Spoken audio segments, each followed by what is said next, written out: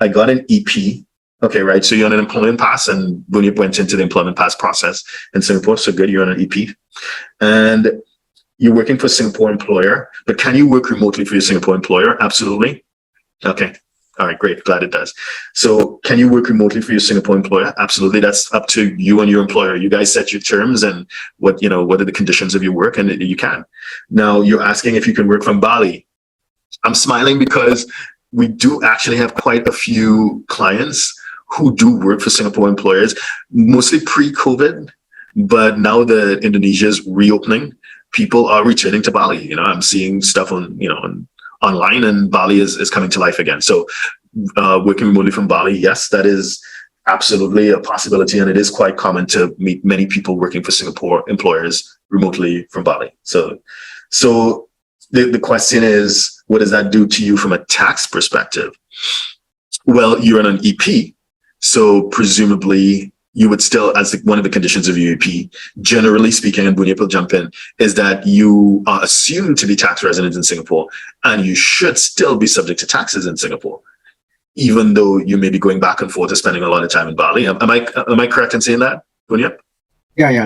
Let me just explain a little bit more. Okay. So essentially, your income derived from Singapore. So where you work is your choice of a working place between you and your employer. So that doesn't dictate where the location. So essentially, your income derived from Singapore. So it's taxable in Singapore.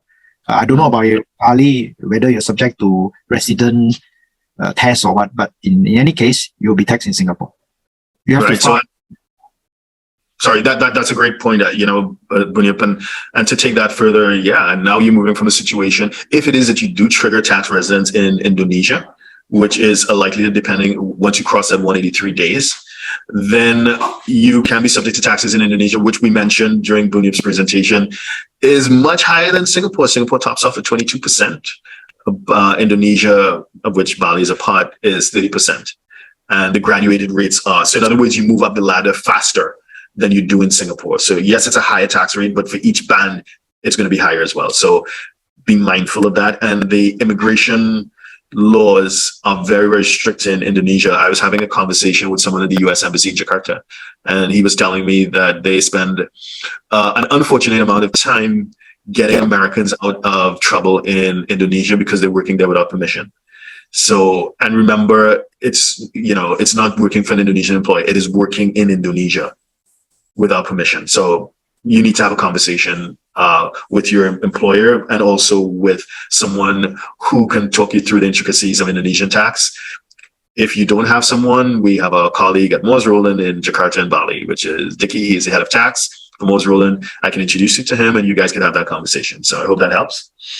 So if you're a 6, 7, or 8-figure investor, entrepreneur, or business owner who needs a tailor-made solution from a qualified team of professionals, we can help you achieve the international lifestyle, the freedom, and even the tax savings you're looking for. Visit us at htj.tax and live that international life.